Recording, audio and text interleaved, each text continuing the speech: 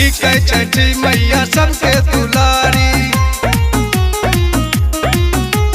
छठी मैया के महिमा छे भारी। ठीक है छठी मैया सबके दुलारी।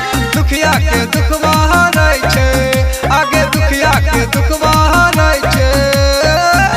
कि छठी माई के मंदिर बनै छे, कि छठी माई के मंदिर बनै छे, कि छठी माई के मंदिर बनै छे। छठी मैया के मंदिर कहाँ बनै छै,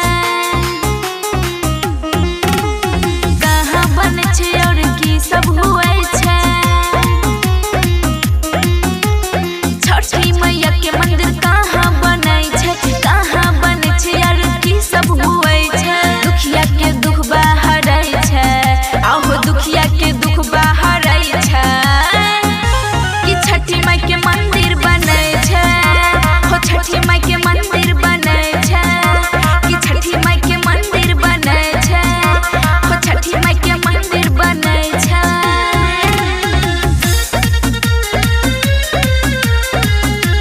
म्यूजिक बाय कन्हैया राठौर।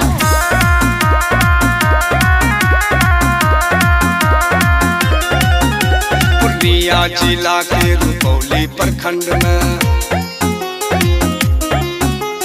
नथपुर पंचायत के कंकाला घाट पर।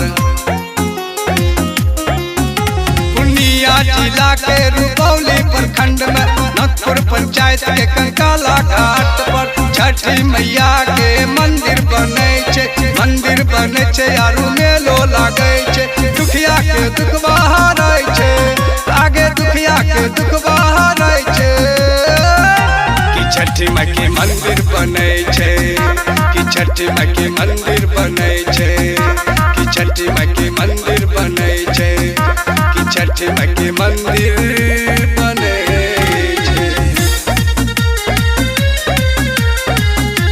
Music by Kanhaiya Rathore.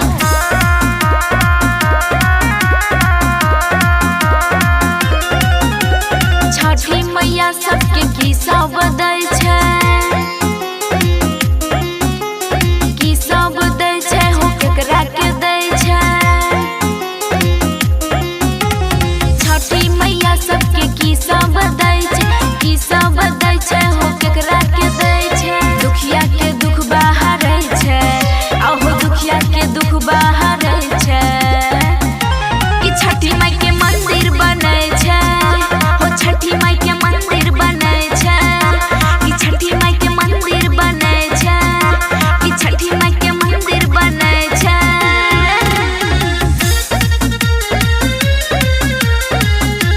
Music by Kanhaiya Rathore.